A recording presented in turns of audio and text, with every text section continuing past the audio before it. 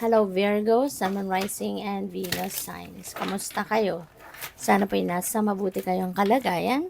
Welcome back po sa Star Tarot. At kung bago kayo rito, welcome din po kayo. Please subscribe, like, share my videos, and leave me a comment kung nakaresonate po kayo. So first message ni Virgo, we have Pisces, Cancer, or Scorpio. Maybe, ang pumasok agad sa isip ko, maybe you are thinking about someone na merong Pisces, Cancer, or Scorpio sign. Pwedeng kaibigan mo to, pwedeng person mo, anak mo, magulang mo, diba? It could be anyone sa buhay mo, but maybe this person is getting your attention sa ngayon, kaya iniisip mo siya. Okay? So, what else? Or baka meron ka ding placements, no, sa iyong chart, no, na water sign. So, we also have an cold. Ayan. So, hindi kaya na ang person na iniisip mo is nasa malayong lugar na merong snow, merong malamig na klima sa ngayon, no? Pwedeng ganon. Or, someone na nasa, baka someone na nasa tropical country. Diba? Feeling ko dito, nasa ibang lugar ito, nasa ibang bansa, no? Yung taong ito na iniisip mo. Pwedeng ganon. Pwede rin, na this signifies na siguro, kayo, sala sa init, sala sa lamig, no? May tendency ganon. Or, this could also signify na you are very, very flexible, no? You're such a kind of person na very adaptable, very flexible, no? Pwede kayo sa mainit, pwede kayo sa malamig, diba? Or kahit ano man ang sitwasyon, kayang-kaya ninyong mag-adapt. Kahit ano man ang sitwasyon, kayang-kaya ninyo na maging flexible, no?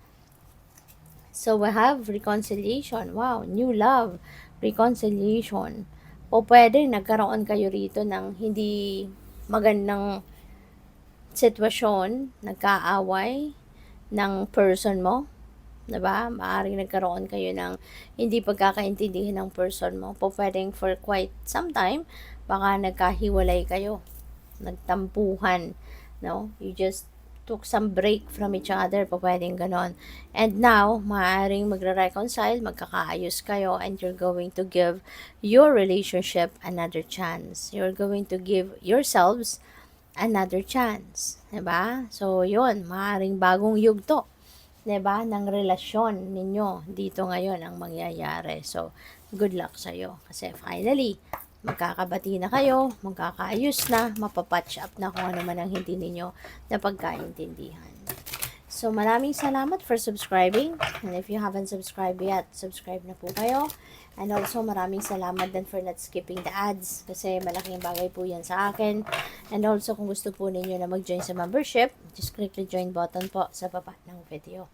So, pwedeng may galit, retaliation, mayroon dito sigurong magre-revenge, nag-iisip, mag-revenge, parang ganyan.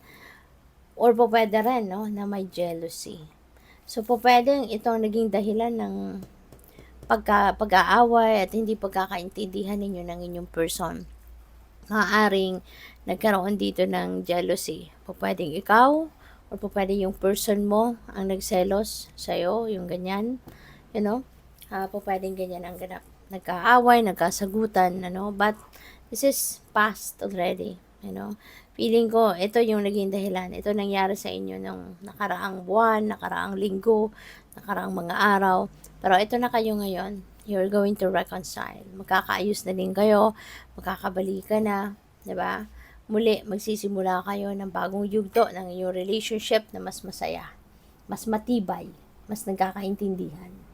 So, we have the B. Suswertehin kayo, Virgo.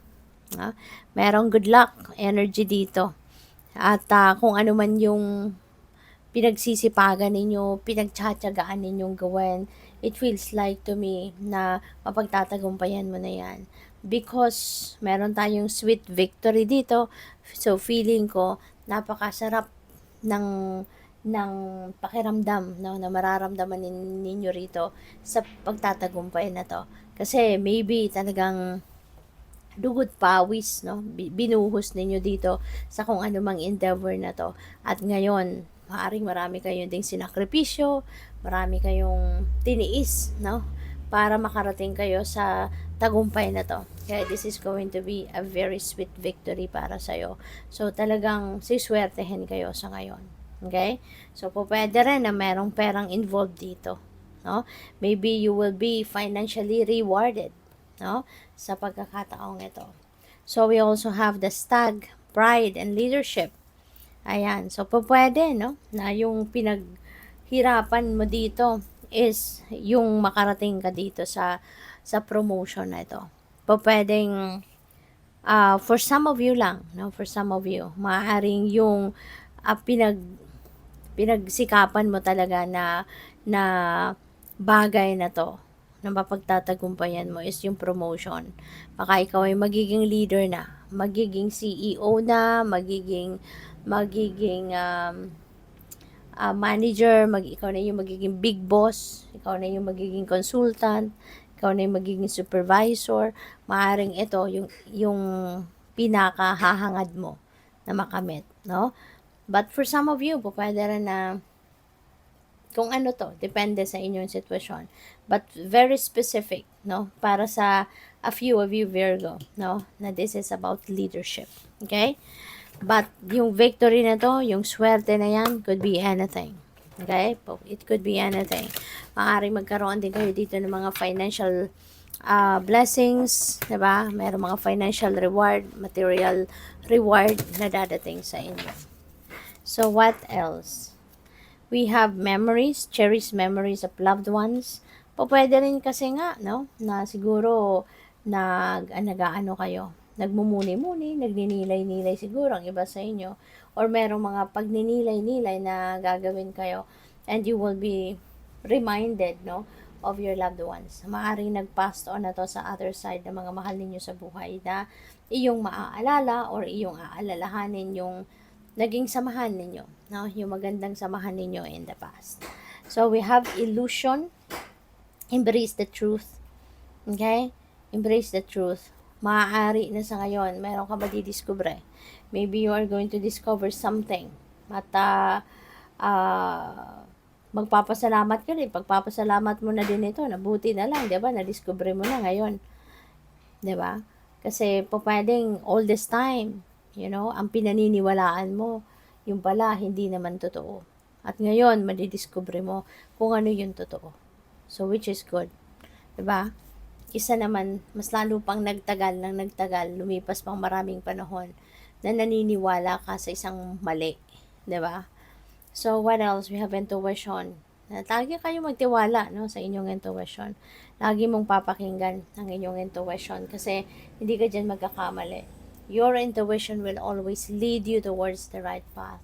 Your intuition will always signal you, no, kung ano yung tama, ano ang dapat, saan ka dapat pumunta, saan ka dapat na makarating. Okay? Kaya lagi mong paniniwalaan at papakinggan at susundin kung anong bulong ng iyong intuition. So, good luck sa'yo. Thank you for watching. Love and light. Namaste.